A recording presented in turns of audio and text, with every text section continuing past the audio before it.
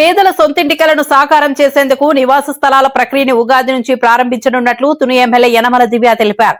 కూటమి ప్రభుత్వం సూపర్ 6 పథకాలతో దూసుకుపోతూ ఉగాది కానుకగా మరో కీలక పథకానికి కార్యరూపం ఇవ్వబోతోందని చెప్పారు. కాకినాడ జిల్లా కోటనందూరు మండలం ఇండుగపల్లిలో నిర్వహించిన ప్రజా దర్బార్కు సీనియర్ నేత యనమల రాజేష్లతో కలిసి హాజరైన ఎమ్మెల్యేలు ప్రజల సమస్యలను ఓపికగా అడిగి తెలుసుకున్నారు.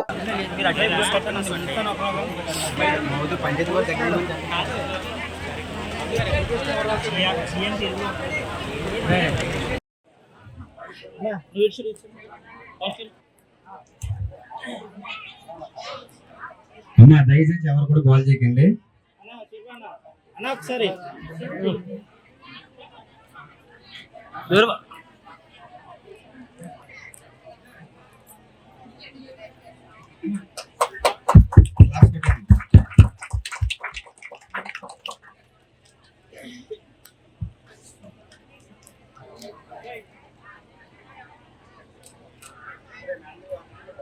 అలాగే గ్రామ పెద్దలకు అలాగే మా కూటమి నాయకులందరికీ కూడా నా నమస్కారాలు.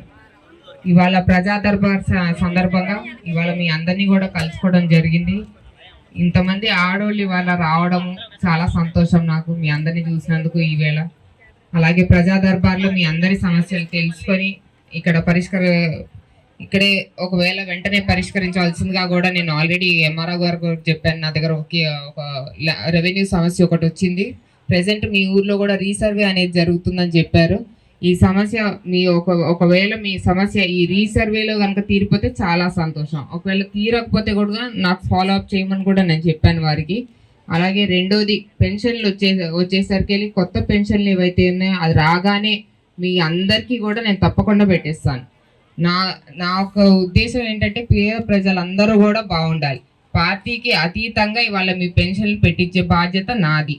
కొత్త పెన్షన్ రిలీజ్ కాగానే ప్రతి ఒక్క పెన్షన్స్ మీ అర్జీ అందరికి తీసుకోవడం జరిగింది. వారందరికీ కూడా తప్పకుండా మీరు అర్హులైతే తప్పకుండా ఎన్నో మంచి కార్యక్రమాలు చేసుకుంటూ వచ్చాము.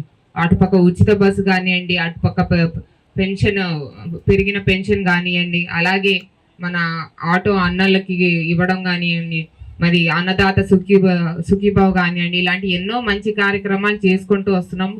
త్వరలో కూడా మిగతా సూపర్ 6 హామీలు ఏవైతే ఉన్నాయో అవి కూడా పూర్తయ్యే విధంగా చర్యలు చేపడుతున్నాము. కూటమి ప్రభుత్వం తరఫున జల్ జీవన్ మిషన్ ద్వారా కూడా మీ అందరికీ ఏదైతే హామీ ఇచ్చున్నామో ఎలక్షన్ అప్పుడు ఇంటింటికి మంచినీరు అని చెప్పేసి అది కూడా త్వరలో పూర్తవుతుంది. కాబట్టి కొంచెం టైం తీసుకున్నా కానీ ఈ 5 ఏళ్లలో ఎలక్షన్లో హామీ ఏదైతే ఇచ్చామో ఇప్పటికే దాదాపు 60-70% వరకు కూడా పూర్తి చేశాము. ఇంకా మిగతా ఏదైతుందో తప్పకుండా ఇది మాట మీద నిలబడే ప్రభుత్వం ఈ కూటమి ప్రభుత్వం. మీరందరూ కూడా ఒకటి గుర్తుపెట్టుకోవాలి. ఎవరు మిమ్మల్ని భయభ్రాంతుల్ని గురి చేస్తున్నారో, ఎవరు మీ బాగోగులకి నుంచున్నారో మీరందరూ కూడా గుర్తుపెట్టుకొని మీ మంచి కోరే వాళ్ళకి మీరు ఎప్పుడు అండగా ఉండాలని నేను మనస్ఫూర్తిగా కోరుకుంటున్నాను. మీ అందరు బాగుంటే నేను బాగుంటాను. మీ అందరి గురించి ఇవాళ నేను రాజకీయాల్లోకి వచ్చాను. మీ అందరూ బాగుండాలి. మా కుటుంబానికి మీరందరూ ఎప్పుడు కూడా నిలబడి ఉన్నారు కాబట్టి ఆ రుణం తీర్చుకోవాలని చెప్పేసి ఇవాళ మీ ముందుకు నేను వచ్చాను. ఆ విధంగానే నేను కూడా నా పనులు కూడా నేను అదే విధంగా అవన్నీ పనులు కూడా నేను గ్రామాలన్నీ కూడా బాగు చేయాలని ముందుకి నడుచుకుంటూ వెళ్తున్నాను. మీ అందరి ఆశీస్సులు దీవెనలు నాతో ఉండాలని మనస్ఫూర్తిగా కోరుకుంటున్నాను. Thank you.